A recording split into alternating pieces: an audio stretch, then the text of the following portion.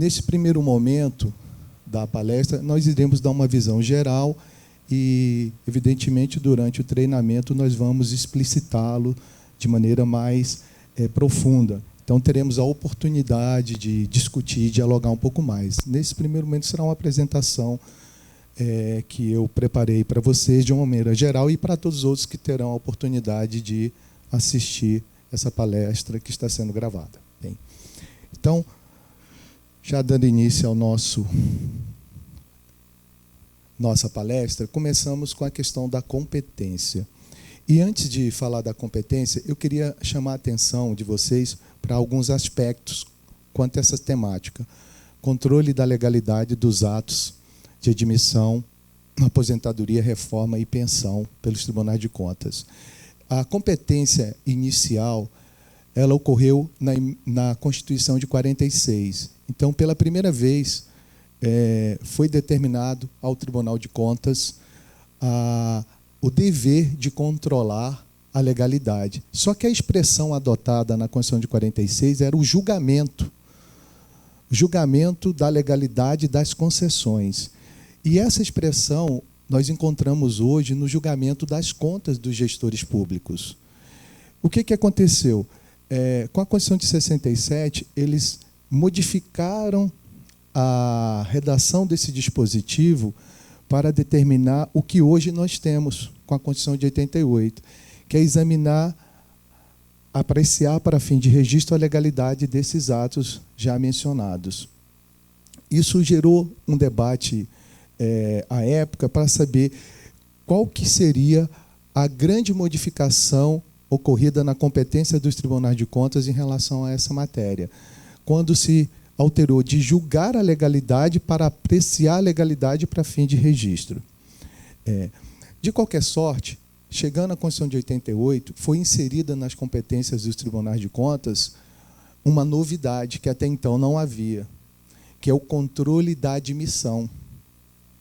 Muitas vezes, quando a gente estuda sem o devido cuidado, nós imaginamos que essa competência é uma competência antiga. Não é. Foi a Constituição de 88 que trouxe essa determinação constitucional para que os tribunais de contas examinem a legalidade da admissão. E, evidentemente, essa determinação ela decorreu de uma obrigação constitucional, de uma maneira genérica, de que a assunção de cargo público devesse ser após aprovação em concurso público. Então, vejam, se o Constituinte estabelece como regra de ingresso na administração pública o concurso público, eu tenho que outorgar para alguém a verificação da legitimidade desse ingresso. Então, foi em função dessa escolha do concurso público ser a norma geral de ingresso em cargo efetivo, emprego efetivo em nosso país, que veio a determinação para nós dos tribunais de contas. Mas, de qualquer forma, persiste e persistia, vamos dizer assim, essa grande dúvida. O que modificou verdadeiramente essa alteração do julgamento da legalidade para apreciar para fim de registro a legalidade? O que isso denota de verdadeiro nas competências dos tribunais de contas? A nossa área de pessoal, todos sabem, ela durante muitos anos foi esquecida em nosso país. Ela não é uma área tão valorizada em termos de estudos e até mesmo de jurisprudência. Então, nós vamos encontrar pouco material tratando dessa temática. Poucos estudiosos tiveram o desafio de tentar enfrentar essa verdadeira mudança. O que isso significa de maneira objetiva? Vejam que, quando nós, fazendo um paralelo, uma simetria com o julgamento das contas dos administradores, quando nós julgamos as contas dos administradores, nós exercemos uma função que é denominada de judicante, conquanto os tribunais de contas não sejam órgãos do Poder Judiciário. Todos aqui sabem, não há qualquer novidade. Mas os tribunais de contas exercem, sim, uma função jurisdicional, ou seja, dizer o direito dentro das suas competências pré-determinadas. Somente os tribunais de contas, na estrutura normativa brasileira detém a competência de julgar as contas dos administradores. Muitas vezes se discute, o Poder Judiciário pode rever o julgamento de uma conta feita pelos tribunais de contas? Todos sabem que a resposta é absolutamente negativa. O Poder Judiciário não julga contas de administradores públicos, mas, em face do princípio da inafastabilidade de jurisdição, é possível que seja levada ao Poder Judiciário uma questão que pode ser prejudicial ao julgamento nosso. E o Poder Judiciário, ao examinar um fato que foi objeto de análise por nós, ele pode entender de forma distinta. E como esse fato é prejudicial ao julgamento, se o Poder Judiciário determina que nós retiramos o nosso entendimento daquele julgamento, isso pode fazer com que o julgamento seja o quê? Diferente, porque aquele fato não vai poder ser mais analisado pela gente. Então, vejam, fazendo esse paralelo com o julgamento das contas, eu posso trazer para dizer para vocês o que realmente foi alterado em função dessa mudança. É que lá no passado, quando nós julgarmos os atos de concessões, o Poder Judiciário ficava limitado a examinar que aspectos? Os aspectos formais do exame da legalidade. A partir do momento que foi nos dada a competência para apreciar a legalidade, hoje o Poder Judiciário, ao examinar as nossas deliberações na área de pessoal, ele chega a examinar o mérito. O mérito. Por quê? Porque nós analisamos não apenas a aderência das regras pelo servidor público em relação a essa competência, mas examinamos o direito em si. E como o Poder Judiciário ele julga, em regra, o direito, ele termina fazendo reanálise de nossas deliberações. E um outro aspecto importante, quando nós julgávamos a legalidade dos atos de concessões, a partir do julgamento, automaticamente aquele ato já estava fora do mundo jurídico, se não houvesse recurso. Ou seja, ele perdia a validade direta. Hoje, como é que ocorre? Ao julgarmos que um determinado ato é ilegal, nós remetemos esse julgamento para o gestor, a autoridade que praticou o ato, e essa autoridade é que vai ter que anular o ato, tornar sem efeito em face da nossa decisão. Então, no modelo anterior, o nosso julgamento já era direto em relação ao ato. Ele já sustava a eficácia do ato, sem haver a necessidade do gestor tornar sem efeito, como é a prática que todos vocês conhecem hoje. Então, de uma forma bem singela, essa era a diferença que tínhamos em relação ao modelo anterior com o modelo atual dos tribunais de contas por força dessa alteração.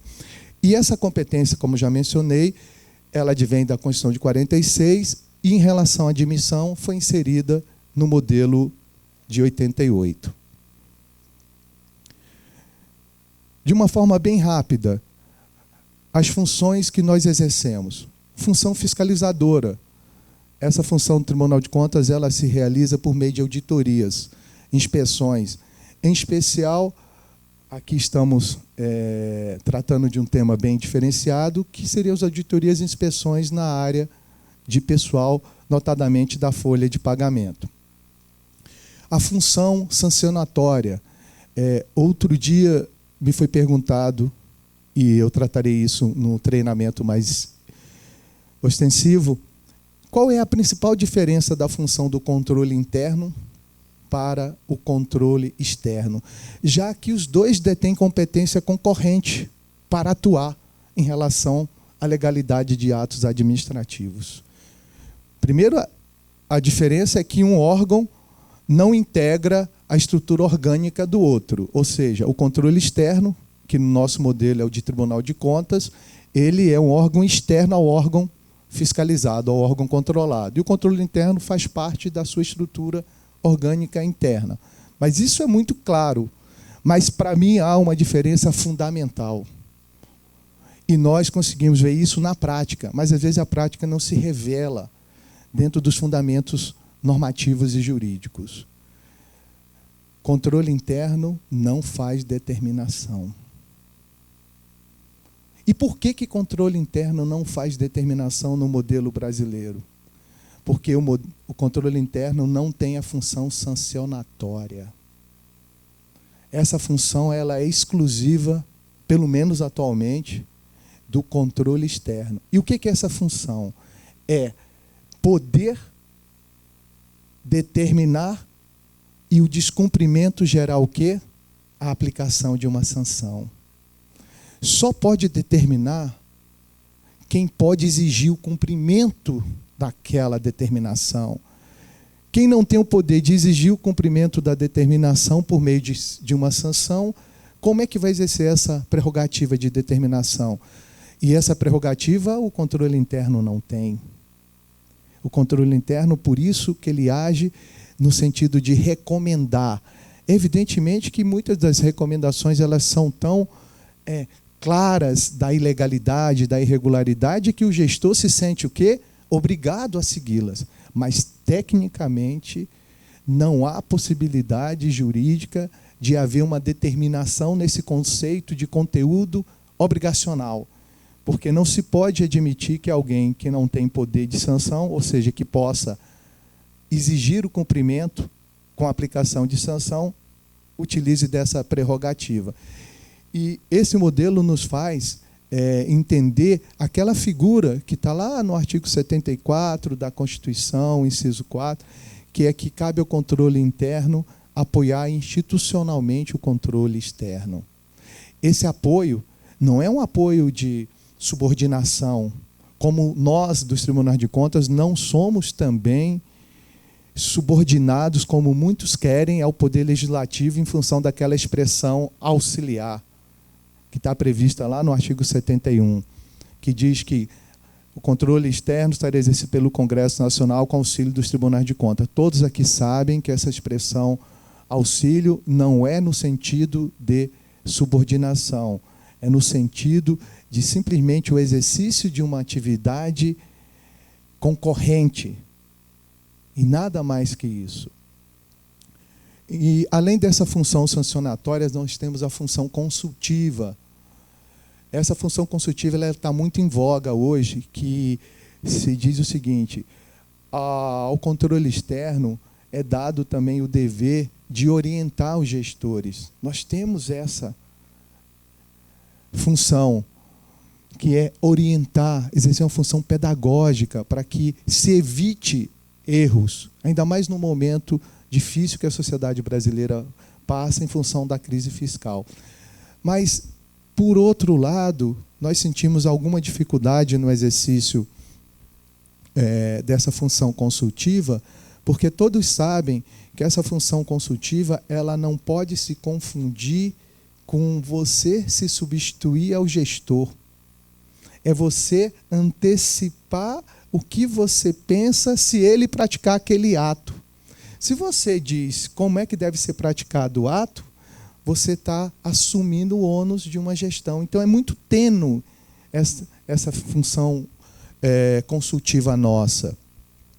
E a última, eu já até mencionei de uma forma indireta, que é a função jurisdicional, função judicante, e a específica da nossa temática, que é o controle da legalidade em si, dos atos administrativos de pessoal, em especial de pessoal.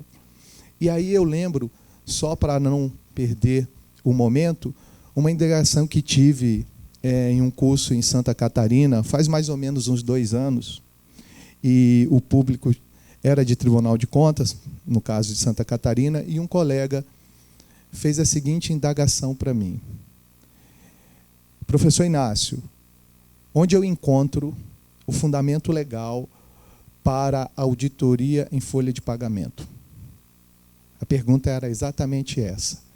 Porque ele dizia o seguinte: eu olho para a Constituição, eu vejo lá apreciação para fim de registro, que é a temática nossa. eu vejo o julgamento das contas dos administradores, eu vejo a emissão de parecer prévio das contas de governo, mas eu não consigo enxergar de maneira objetiva essa competência de verificar e auditar a folha de pagamento. Vejam, está lá na dimensão constitucional, no artigo 71, combinado com o 70, que a fiscalização será uma fiscalização contábil, orçamentária, financeira, patrimonial e operacional. O que é verificação se a despesa financeira está de acordo com o sistema normativo? O que é isso? Auditoria de despesa. Auditoria de despesa. Quando nós verificamos a conformidade de um ato administrativo, eu vou verificar a aderência desse ato à lei e às autorizações correspondentes da legislação orçamentário-financeira que nós temos. Qualquer ato administrativo que seja praticado sem observância da lei é um ato ilegal. E ato ilegal não tem autorização para a realização daquela despesa. Então, é claro que nós temos que ter uma visão aberta dessa sistemática. E nós fazemos esse controle da despesa de pessoal por meio de auditorias e inspeções.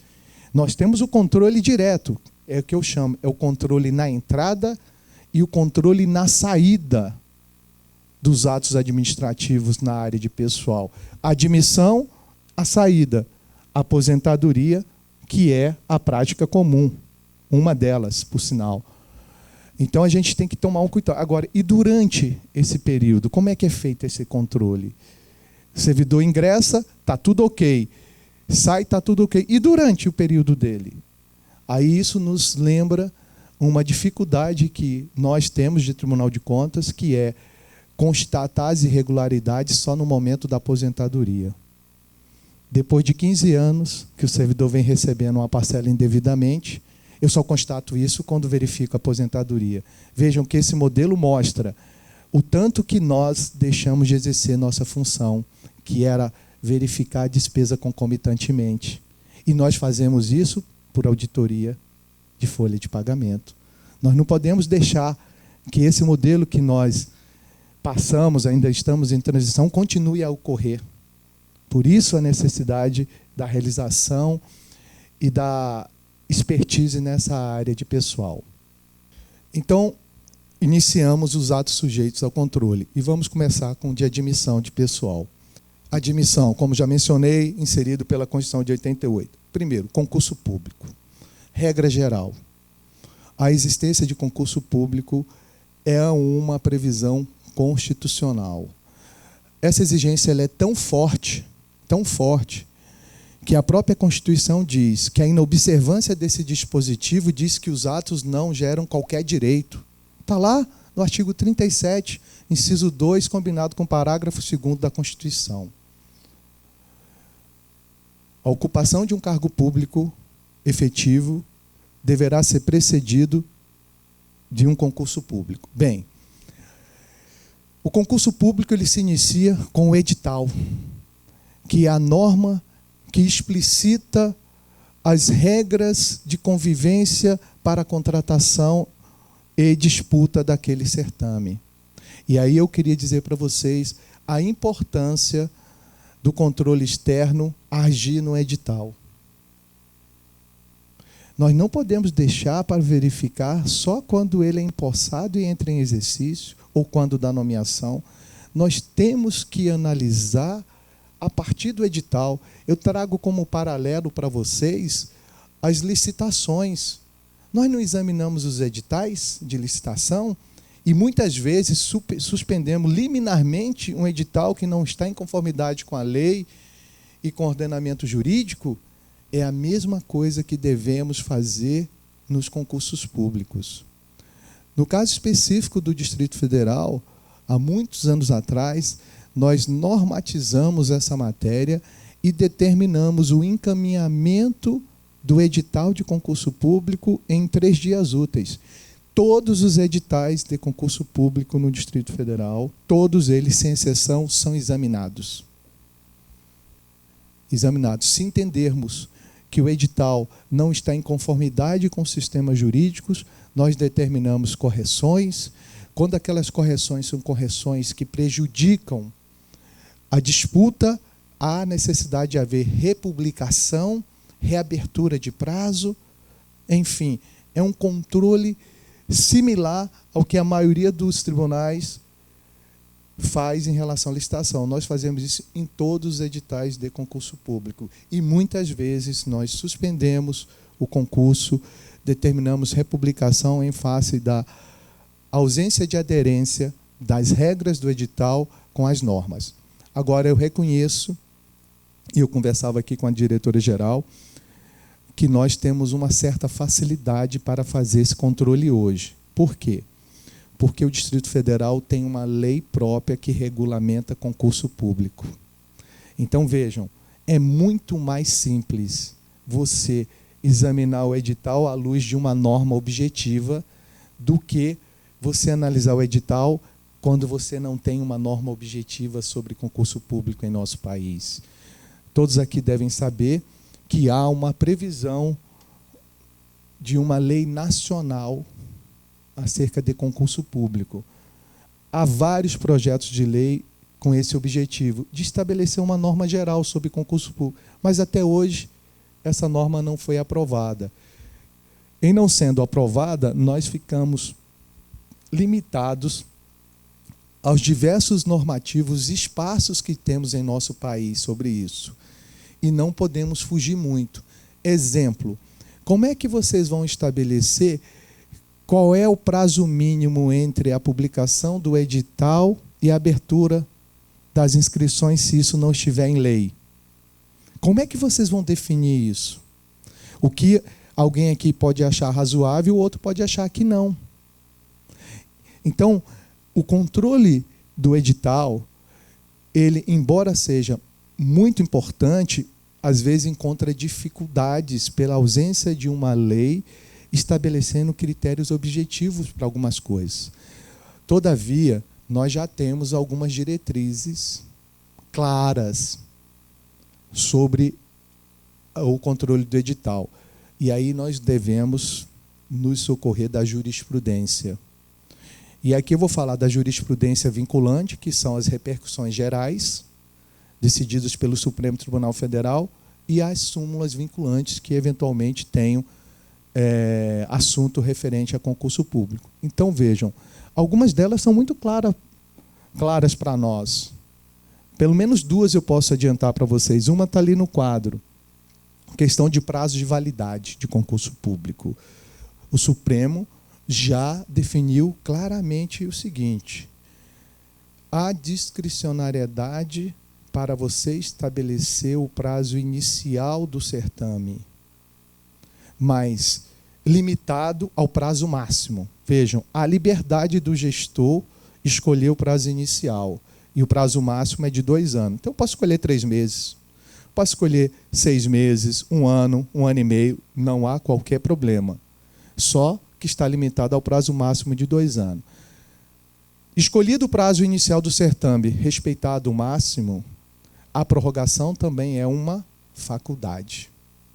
Então, prorrogar a validade de um concurso público não é obrigação. É uma faculdade para o gestor público.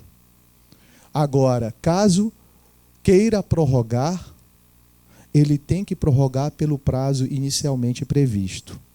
Em outras palavras, se eu escolhi o prazo inicial de 6 meses, eu somente poderei prorrogar por 6 meses.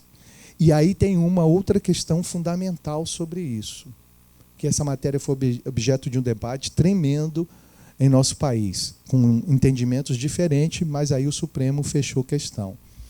É a seguinte: a prorrogação de um concurso público tem que ser feita necessariamente enquanto válido o prazo inicial. Eu não posso prorrogar um certame se ele não estiver vigendo, se ele não estiver válido. E rapidamente vou dizer para vocês, esse é um caso concreto que aconteceu no estado da Bahia. Foi feito um concurso para 100 vagas de auditor fiscal do Estado, com prazo de validade de 2 anos. Passado o primeiro prazo de 2 anos, sem prorrogação, faltando 4 meses aproximadamente para o término do quadriênio do concurso público, ou seja, os 4 anos máximo, vem o governador e prorroga. Prorroga. Entenderam? 2 anos. Não houve prorrogação. Aí, transcorrido mais 18 meses, vem o governador e prorroga. Por mais 4 meses. Prorrogou por 4 meses, o prazo máximo.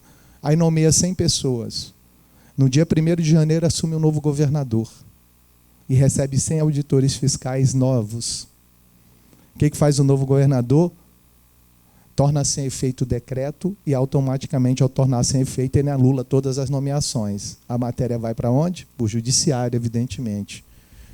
TJ Bahia, os candidatos os nomeados não ganham, mas ganham no STJ. O STJ, por 8-3, decidiu assim, que é válida a prorrogação desde que observado o quadriênio máximo. Entenderam? Que foi o que foi feito. Chega o Supremo, a unanimidade, negativo. Não existe prorrogação de algo que não está no mundo jurídico. Então, vejam, isso hoje nós temos consolidado. No passado, não. Mas hoje já está consolidado. Por isso que eu trouxe essa temática aí de prazo de validade, porque tem a ver com prorrogação. Direito subjetivo, outra matéria que já está consolidada no seguinte sentido: aprovado dentro das vagas, tem direito subjetivo de ser nomeado dentro do prazo de validade. E vejam, eu não sei qual é a experiência aqui no Estado do Paraná, mas no Distrito Federal, o nosso tribunal é muito chamado pelos candidatos sobre esses fatos. Eles questionam o edital, eles questionam as provas, eles questionam a nomeação. Então, nós recebemos representação de candidatos alegando o quê? Que eles passaram no concurso dentro das vagas e não foram chamados. O Supremo já decidiu em repercussão geral. Candidato aprovado dentro do número de vagas tem que ser nomeado dentro do prazo de validade do certame. Qual é a exceção que nós temos? Se o governo, se o Estado comprovar aquelas situações de impossibilidade, grave crise econômico-fiscal. Nós vivenciamos hoje uma realidade, não vivenciamos. O Distrito Federal, não sei se vocês estão acompanhando lá, o governador já soltou um pacote. Um deles, suspensão de nomeação. Tem como ele comprovar isso? Claramente. Quem é que dá o número para a prova dele? Tribunal de Contas. Quem examina? Se cumpriu os limites da lei de responsabilidade fiscal, pessoal. Quem verifica tudo isso? Somos nós. E a lei de responsabilidade fiscal deixa claro a proibição de qualquer contratação, lembram? Se você atingir os limites. Ela tem as exceções dela. Saúde, educação e segurança pública. Mas a regra é essa.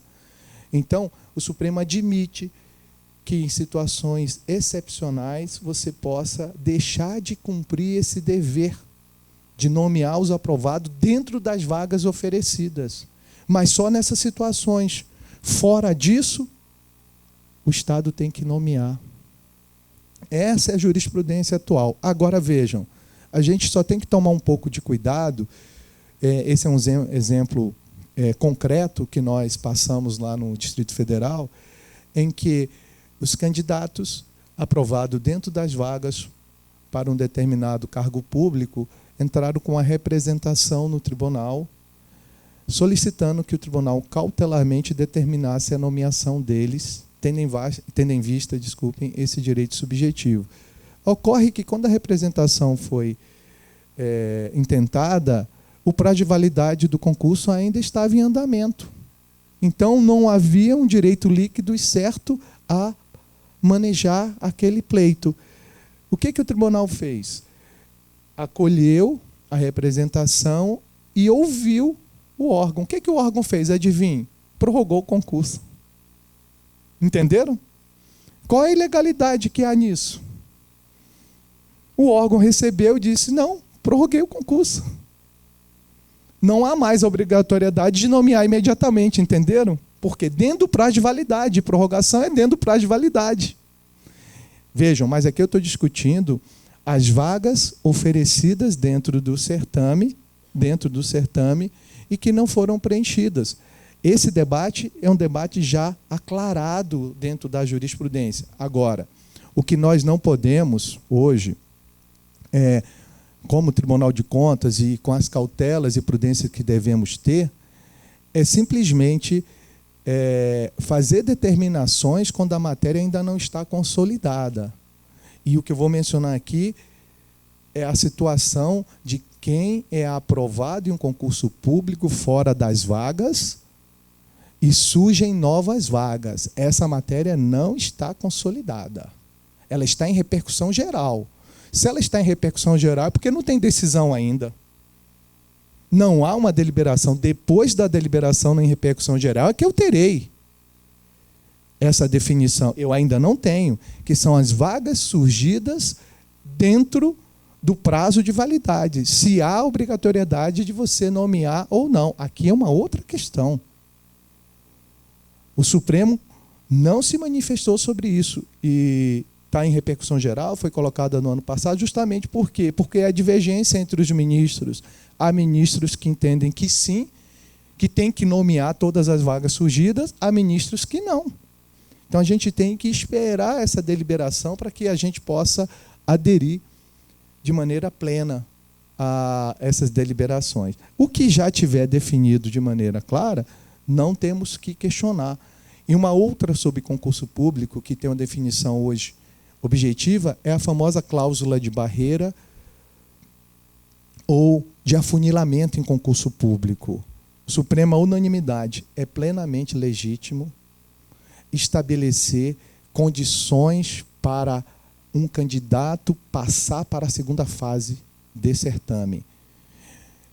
Eu, em qualquer concurso público, estabeleço qual é a qualidade de conhecimento que eu quero para determinar a sua aprovação. Quem estabelece é o edital.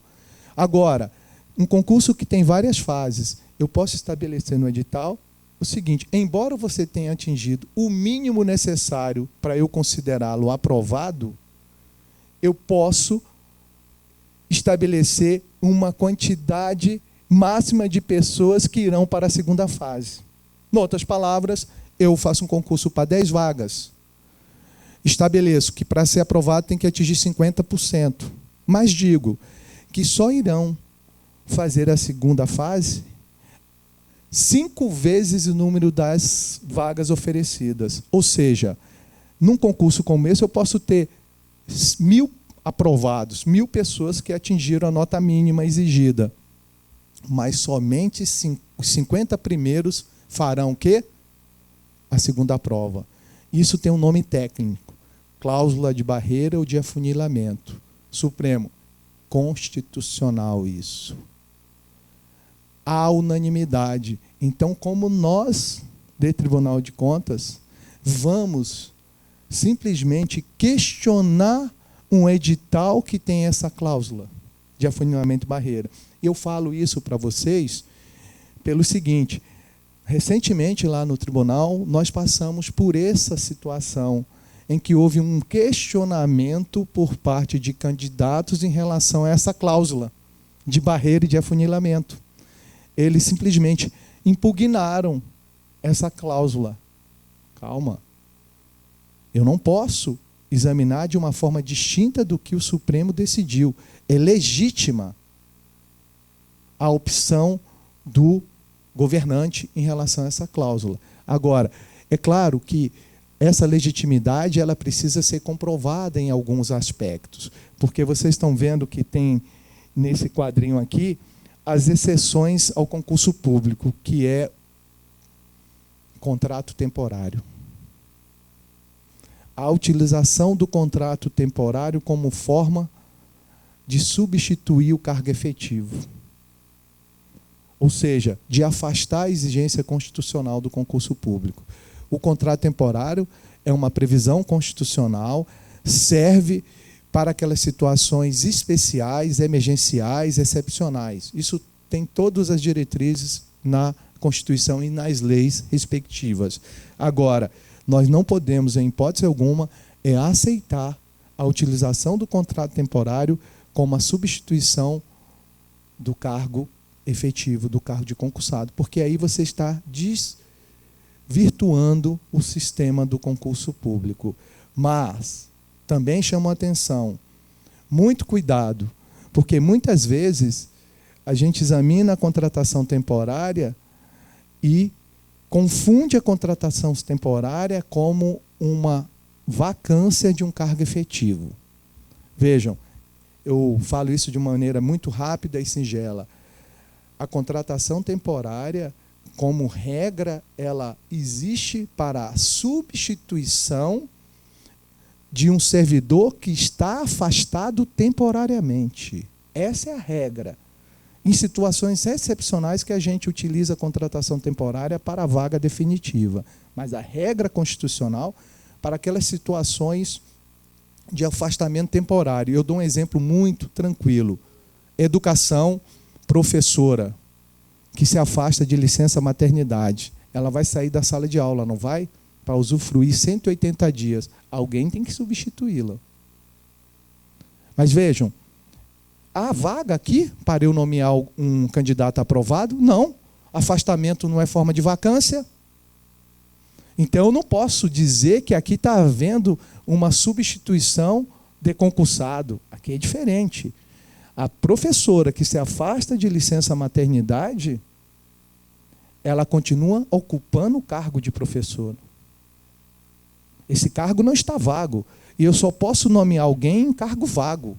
Então aqui não pode se falar em concursado sendo preterido. Concursado não está preterido aqui não. Aqui é contratação temporária que eu chamo de típica. Diferente é você ter vagas para cargo efetivo, ou seja, os cargos estão vagos e você utiliza contrato temporário em detrimento dos aprovados para aquelas vagas. Aí é diferente. Aí é outra situação. Vedação de exame de mérito. Embora nós examinemos esses dispositivos aí de concurso público, chamo a atenção que nós não podemos nos substituir à banca examinadora. Como eu já mencionei, lá nós somos provocados muito pelos candidatos em concurso público, muitas vezes querendo discutir a correção da prova. Vejam, a correção da prova. E eu lembro que fui relator de um processo em que eu critiquei de uma forma técnica o pronunciamento do colega, do auditor que fez o exame, porque ele simplesmente recorrigiu a prova. Aí eu estou falando em corrigir mesmo, dizendo que a prova da forma que foi apresentada, a banca não corrigiu de forma adequada a redação. Vejam que perigo. Nós temos essa formação necessária para fazer essa correção, esse não é um papel nosso. Nós não podemos recorrigir prova. O nosso controle é um controle objetivo, ou então, por exceção, é aderência, conteúdo programático. Isso aqui é um critério objetivo. Aquelas situações extremas, absurdas, que todos é notório que aquilo está errado. Não passamos disso. Está em repercussão geral. O Supremo, em 2015, em repercussão geral, estabeleceu os limites para a atuação dos órgãos de controle em concurso público em relação a provas. E deixou muito claro, não podemos examinar o mérito. O nosso controle é um controle objetivo, de aderência dos critérios estabelecidos no edital e os realizados na prova. E, no máximo, naquelas situações exorbitantes, excessivas, mas aquelas que todos olham e sabem que há excesso. Fora disso, não podemos adentrar nesse campo. Em relação às exceções desse controle de admissão, já mencionei contratação temporária e o outro, cargo em comissão. Também a Constituição diz que nós não devemos fazer o controle para fins de registro. E aí eu queria chamar a atenção de um aspecto. Nós sabemos que existem cargos efetivos que não exigem concurso público, e eles são efetivos, são vitalícios. Exemplo, conselheiro de Tribunal de Contas, não é isso? Existe concurso para conselheiro de Tribunal de Contas? Não. Não existe concurso para desembargador do Tribunal de Justiça. Existe? Não. Nós, inclusive, lá temos o 5º constitucional, que vem da OAB e do Ministério Público. Nos outros cargos é carreira. Entra como juiz e pode chegar a desembargador. Nos tribunais superiores, TST, Supremo, STJ, no Tribunal de Contas da União também não. São cargos e funções que a Constituição estabelece um critério diferenciado para a assunção.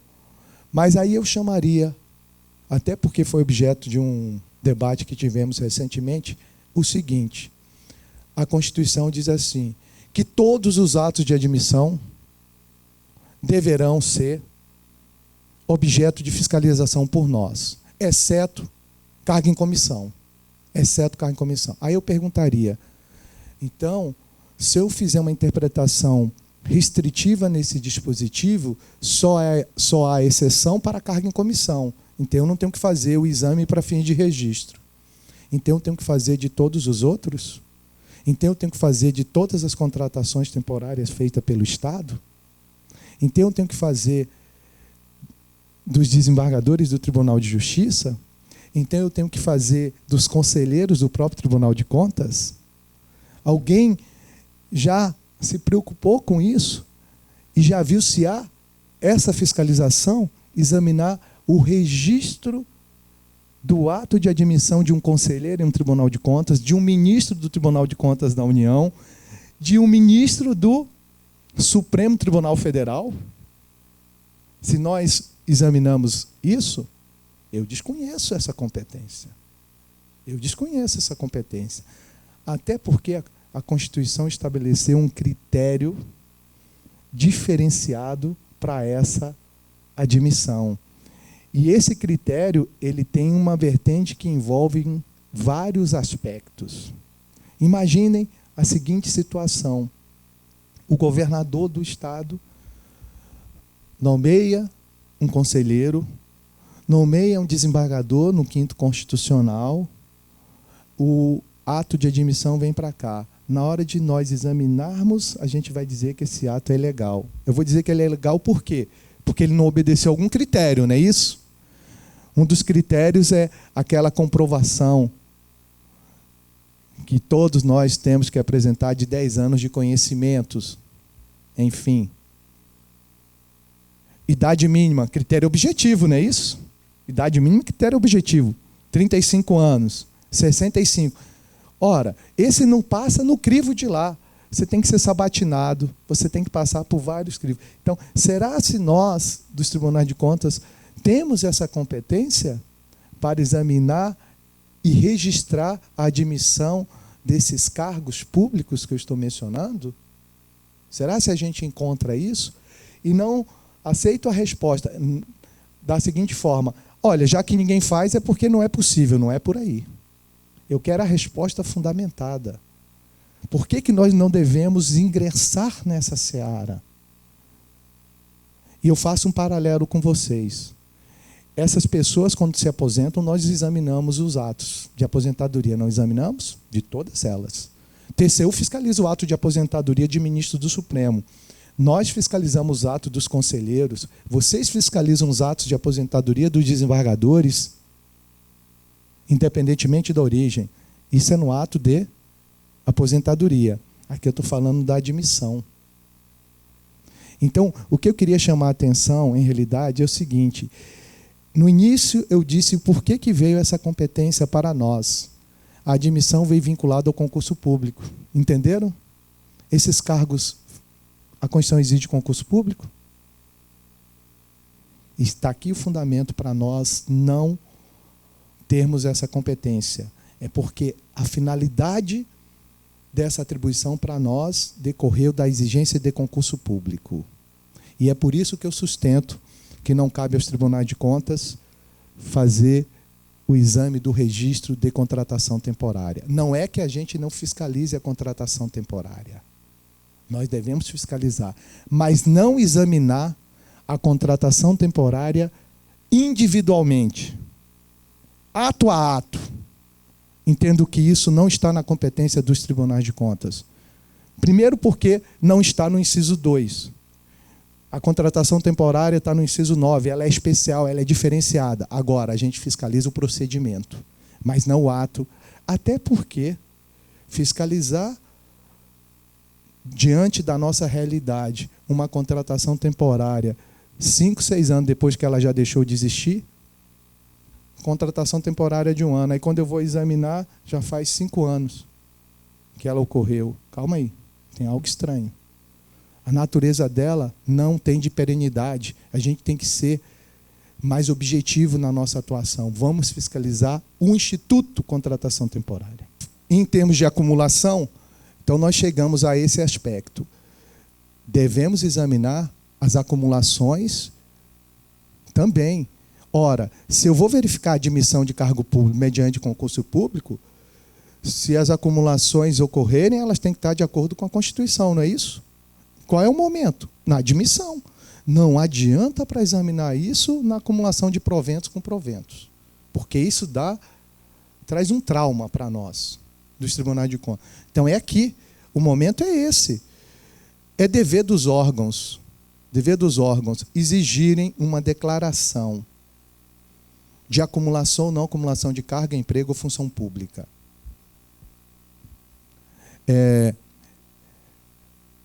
Muitas vezes, eu acredito que o tribunal de vocês esteja participando disso, é uma auditoria integrada em termos de acumulação de cargos públicos. Uma das medidas que a presidente apresentou é a verificação e a instituição de um cadastro único de servidores públicos. Com isso, eu verifico 2 coisas importantíssimas para nós: acumulação de cargos e teto constitucional, aplicação do teto remuneratório. Então, vejam, eu tenho que examinar diante dessa disposição constitucional. Eu tenho, hoje, uma jurisprudência firme sobre a acumulação de cargos públicos. Pessoal, as regras estão aí, as normas estão aí. Então, nós devemos examinar isso quando dessa sistematização. Acredito que a dificuldade que nós temos hoje sobre a acumulação de cargos públicos é a questão da compatibilidade de horário. Essa nós temos uma divergência doutrinária e jurisprudencial significativa. E a gente termina ficando um pouco refém dessa. Mas os tribunais têm que se posicionar sobre isso. Saber qual é o limite máximo de jornada de trabalho para as acumulações permitidas. E as acumulações permitidas são aquelas: professor com técnico ou científico, profissional de saúde e, hoje, profissional de saúde militar com profissional de saúde civil. Emenda Constitucional 77.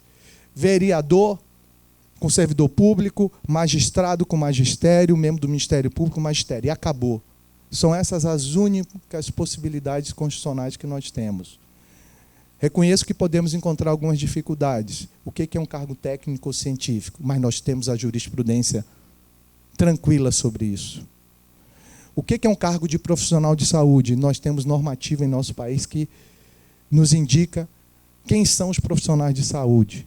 Agora, a questão da compatibilidade de horário, a gente vai encontrar uma divergência interna no STJ, vamos encontrar divergência nos tribunais de justiça sobre esse assunto, e no próprio Supremo a gente tem um posicionamento um pouco diferenciado. Então, a gente tem que fazer a opção. O que vamos adotar no nosso tribunal? Detalharei isso mais durante o treinamento. Acumulação de um cargo efetivo com cargo em comissão. Pessoal, a Constituição, ela incentiva que um servidor público ocupe um cargo em comissão. Então, não há qualquer proibição sobre isso. A Constituição diz o seguinte: os servidores efetivos terão preferência na ocupação de um cargo em comissão. Então, não há que se falar em proibição. Isso é uma possibilidade incentivada. Muitos aqui, como a diretora-geral, que representou a presidência, ela está ocupando um cargo em comissão, não está? e ela tem um cargo efetivo. Atualmente ela está exercendo 2 cargos públicos? Não. Ela está titularizando 2 cargos públicos, um efetivo e um em comissão.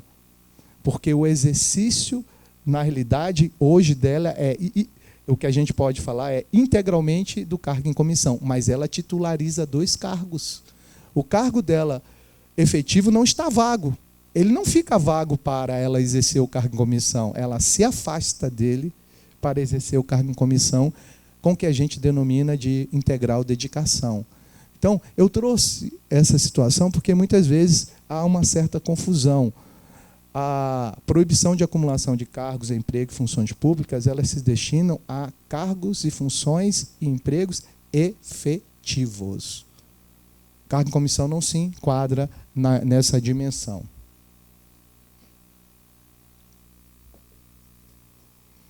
Aposentadoria. Aí a gente tem o outro controle de legalidade. Aposentadoria. Essa é a nossa maior expertise atualmente, porque temos essa prática desde 1946. Mas eu poderia dizer para vocês o seguinte, de uma forma bem tranquila: todas as modalidades, todas as regras de aposentadoria em nosso país estão previstas na Constituição. Ou seja, todas as regras para um servidor público efetivo se aposentar hoje, todas elas estão na Constituição. Todas elas. Só há uma exceção. Só há uma exceção.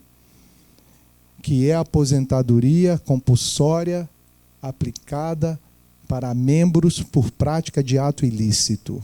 Vocês devem conhecer essa aposentadoria, que é para magistrado e membro do Ministério Público. Essa não está prevista constitucionalmente.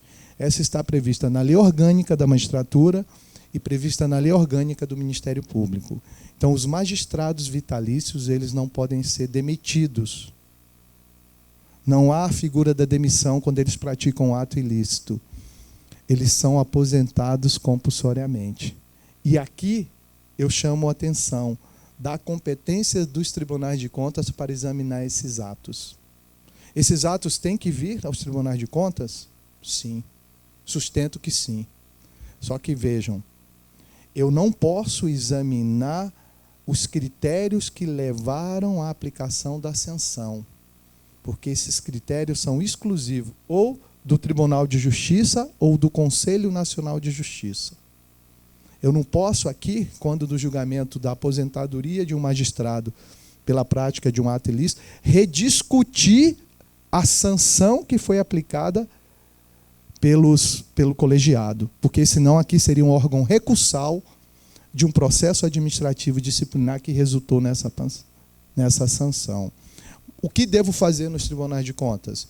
Examinar se os proventos estão calculados de acordo com a lei. Então, o nosso registro aqui é: o ato de aposentadoria está consentâneo com a deliberação do órgão competente que determinou a aposentadoria. Fundamento legal. Os proventos estão calculados de acordo com a lei? Estão. Esse é o nosso papel. Mas tem que vir para cá para registro. Porque esses proventos são pagos pelo regime próprio de previdência. E todo provento para o regime próprio tem que ser homologado, ratificado pelos tribunais de contas. E assim a gente tem sustentado essa situação. Então, as modalidades ordinárias, a gente chama aquelas aposentadorias que estão previstas na Constituição de maneira bem objetiva. Aposentadoria compulsória aos 70 anos, por enquanto, não é isso? Por enquanto. Está na ordem do dia da semana que vem aumentar para todo mundo para 75. Já foi acolhido o pedido de urgência, por enquanto só para os tribunais superiores. Aposentadoria por invalidez, aposentadoria por idade, aposentadoria por tempo de contribuição com os requisitos constitucionais. E as aposentadorias extraordinárias? São aquelas que a gente exige um tempo diferenciado em função de uma situação. Aí eu vou colocar aqui os professores e professoras, aposentadoria das pessoas com deficiência, aposentadoria das pessoas que estão com risco de vida, que exercem atividade com risco de vida, e aquelas aposentadorias em que as pessoas desenvolvem uma atividade que coloca em risco sua saúde, que normalmente são aquelas pessoas que recebem insalubridade, periculosidade e penosidade, se for o caso. Depois eu detalho. Então, são essas as que eu chamo de extraordinária. Então, o que nós verificamos? Verificamos a aderência do ato à lei, a lei maior nesse caso. Preenchidos os requisitos, o ato é legal. Aí vem o segundo momento de controle.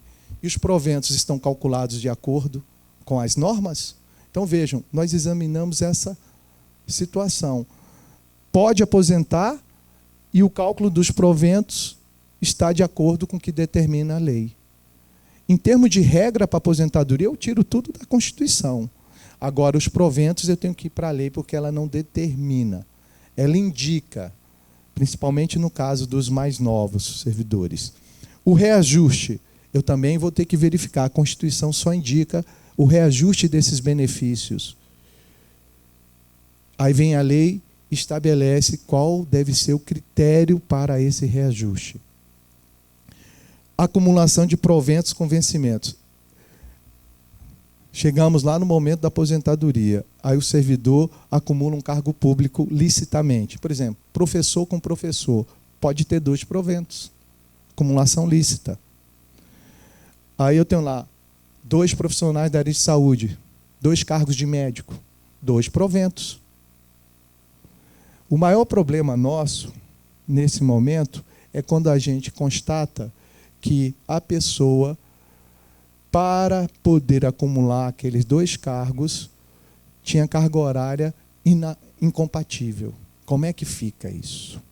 Exemplo, o servidor tem 2 proventos, cada um com 40 horas.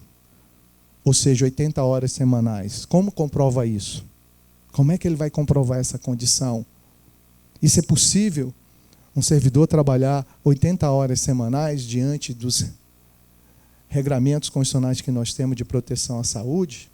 Será possível isso? Isso vai impactar nos proventos. Será se eu vou poder permitir, julgar legal esse provento de 40 horas? Vejam, o direito a aposentar não se discute. Ele cumpriu as regras. Estou falando dos proventos. Será se esses proventos não teriam que ser com 20 horas, com 30? O direito à aposentadoria ele tem. É duvidoso isso. Ele preencheu os requisitos, mas os proventos, ele faz jus a eles? Aí vem aquela alegação, mas eu contribuí com 40 horas, enfim. São vários os debates sobre isso. Então, nós temos uma proibição hoje de acumulação de proventos com vencimentos, exceto em 3 hipóteses. Cargo em comissão, servidor se aposentou, é nomeado para um cargo em comissão sem vínculo, permitido constitucionalmente. O servidor se aposentou, se elegeu. Mandato eletivo. É permitido receber. Ou então os cargos acumuláveis. Essa é a regra nossa. Temos uma de transição, mas que já está praticamente em extinção de quem ingressou até a data da emenda 20.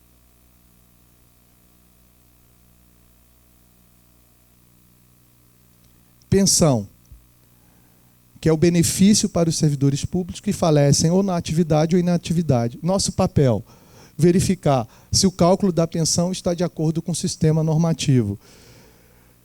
Regras do RGPS. Nós temos em cada ente federado um regime próprio de previdência, que muitas vezes busca no regime geral de previdência, por determinação constitucional, a aplicação subsidiária dessas regras para nós.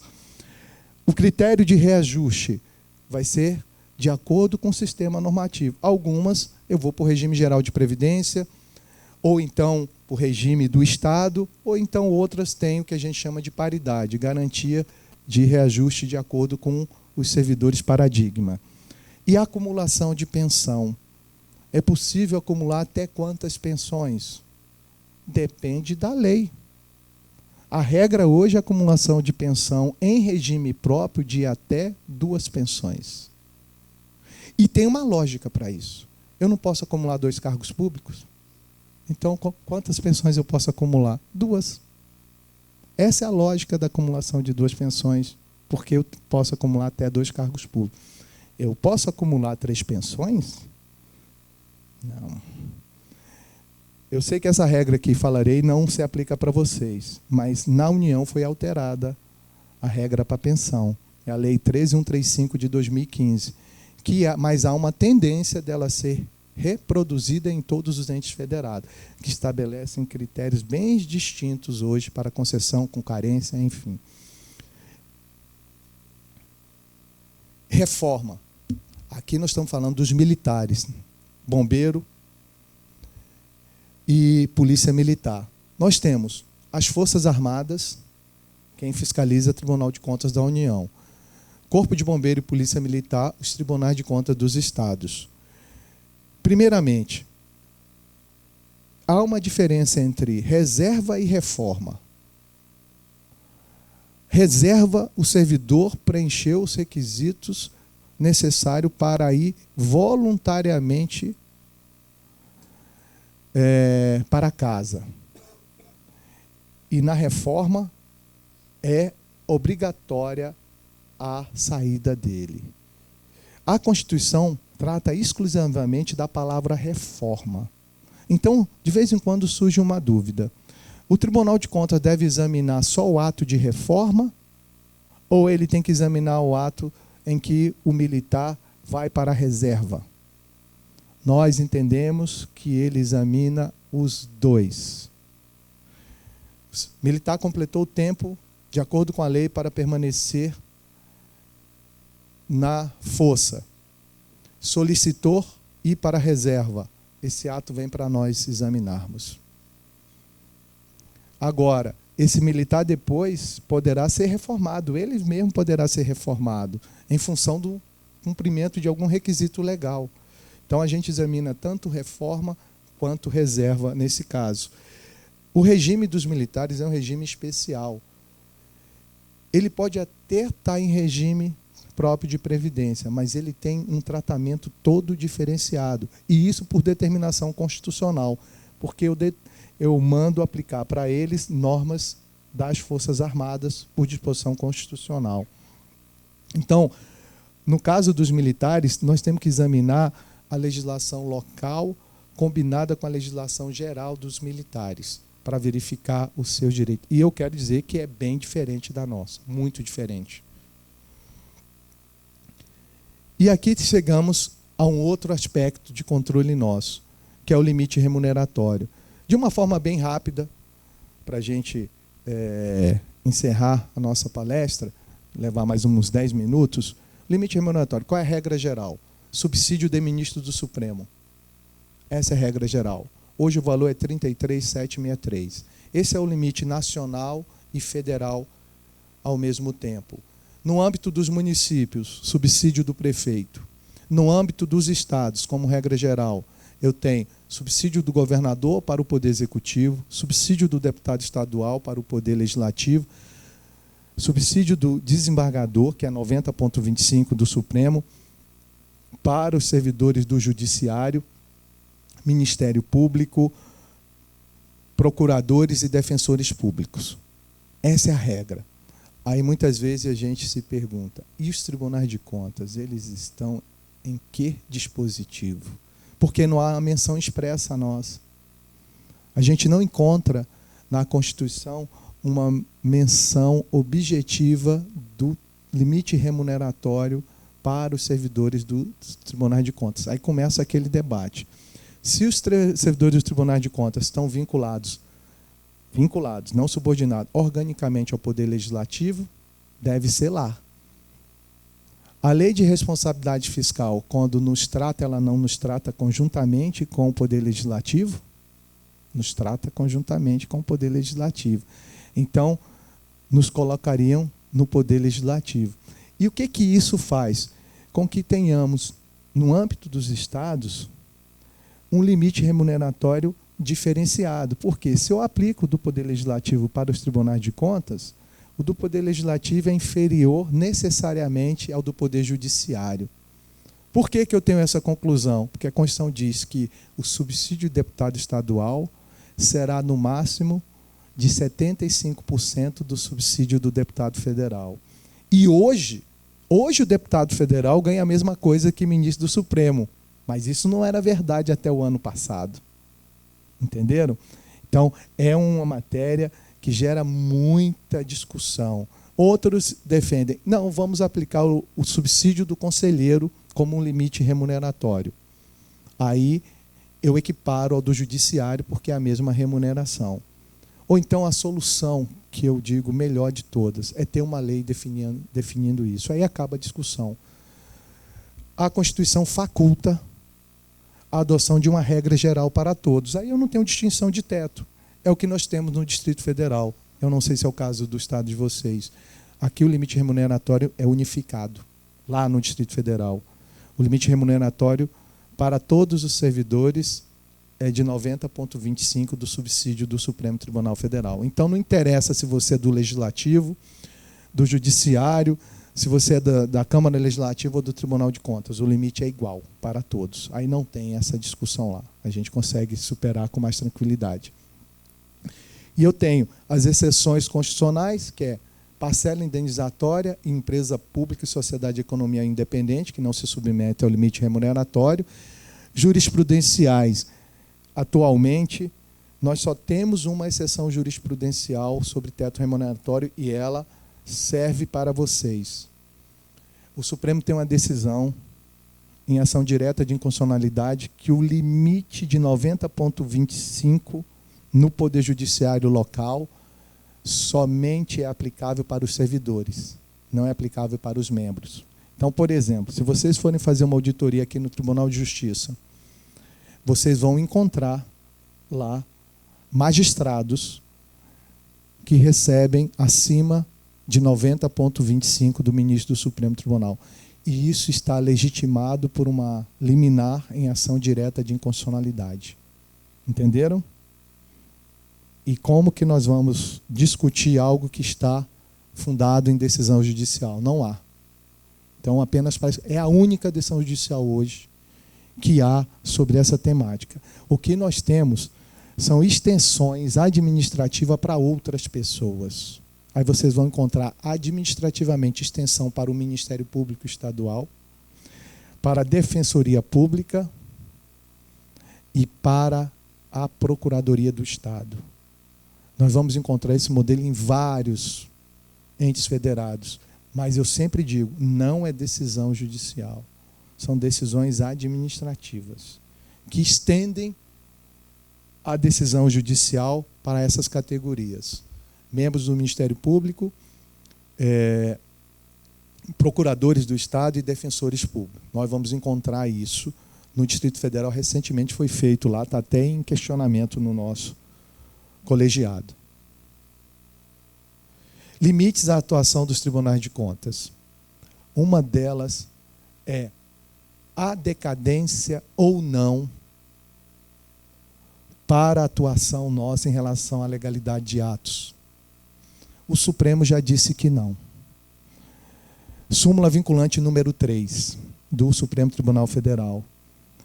Não há que se falar em decadência para a atuação dos tribunais de contas em relação aos atos de aposentadoria, reforma e pensão.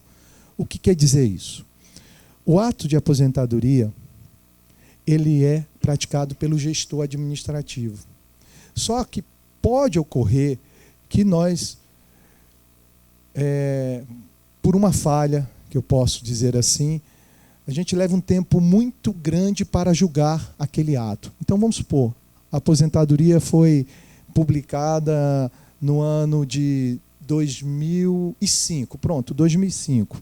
Nós vamos julgá-la agora, 2015. São 10 anos. Então, qual era a defesa?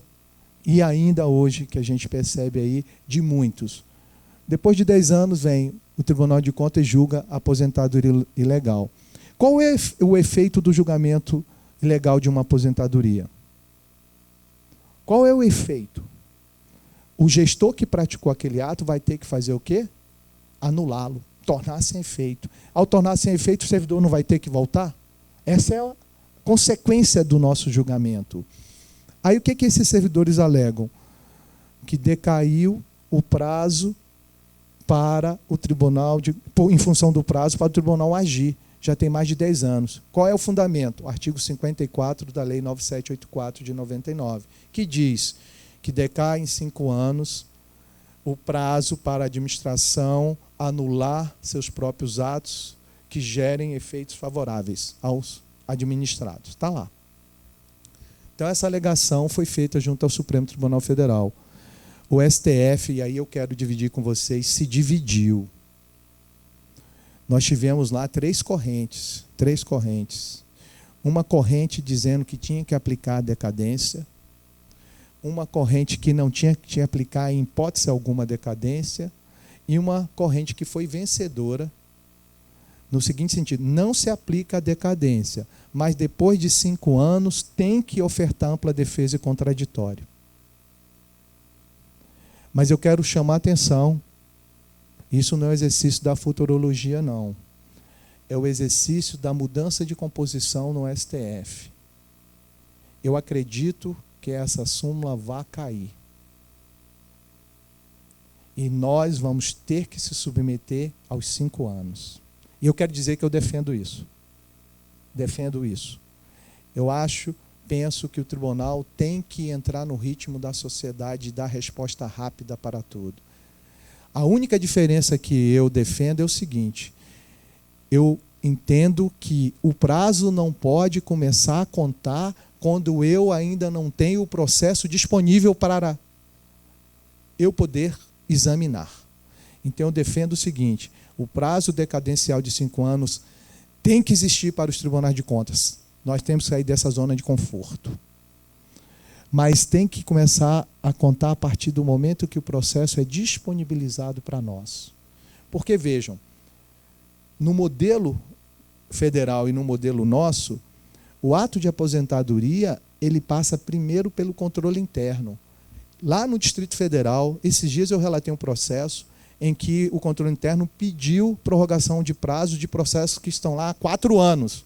Então, se eu considerar a decadência a partir do ato de publicação, poderia decair sem eu nem ter oportunidade de agir. Então, eu entendo que a decadência deve ser aplicada para nós dos tribunais de contas, mas a partir do momento que o processo, que o ato é disponibilizado para a nossa atuação. E digo para vocês, isso está em repercussão geral. O parecer do Procurador-Geral da República, que é o nosso, que foi reconduzido agora, Janot, é pela aplicação da decadência para nós dos tribunais de contas. E daquele julgamento que houve lá, para hoje, a composição do Supremo mudou muito. E mudou no sentido de ser desfavorável à tese inicial. Então, a chance de nós termos que aplicar a decadência para a nossa atuação hoje, ela é real. É real. E segurança jurídica? Aí eu não falo de prazo. Ora, muitas vezes a gente vai examinar um processo, pessoal, 15 anos depois. Às vezes, você determinar o retorno desse servidor ao serviço, ele traz mais prejuízo do que benefício. Uma pessoa que está completamente fora da atividade, que terá que se atualizar, terá que se aprimorar, é muito mais vantajoso, tecnicamente, você manter aquele ato, embora ilegal, mas mantê-lo na inatividade do que o seu retorno à atividade. Então, são ponderações de valores que devemos fazer no caso concreto. Então, nós julgamos com segurança jurídica, nós temos várias decisões no nosso tribunal sobre isso, TCU também, que a gente tem que ponderar esses valores na hora do julgamento. E, ao final, eu trago o Tribunal de Contas como um órgão de Estado de Direito. Por que de Estado de Direito? Porque ele tem previsão constitucional, ele tem uma função de ajudar o Estado nesse controle dos gastos públicos. E quando eu falo que ele é um órgão a serviço da sociedade, é justamente no sentido de que a função principal nossa é zelar pelo uso eficiente, econômico, legal, moral dos recursos públicos. No momento em que vivemos hoje, em que o país passa por todas essas dificuldades, eu não estou falando só das dificuldades morais, mas das dificuldades financeiras também, a função do Tribunal de Contas hoje se mostra cada dia mais relevante. Eu quero dizer para vocês o seguinte, vejam, nós estamos num momento em que o Tribunal de Contas da União está sendo protagonista de um debate político. Protagonista. Embora o exame seja um exame meramente técnico. E o exame tem que ser isso. Porque, vejam, o julgamento de contas, 2 mais 2 são 4. Não são 6. Então, está registrado, está feito, não é isso?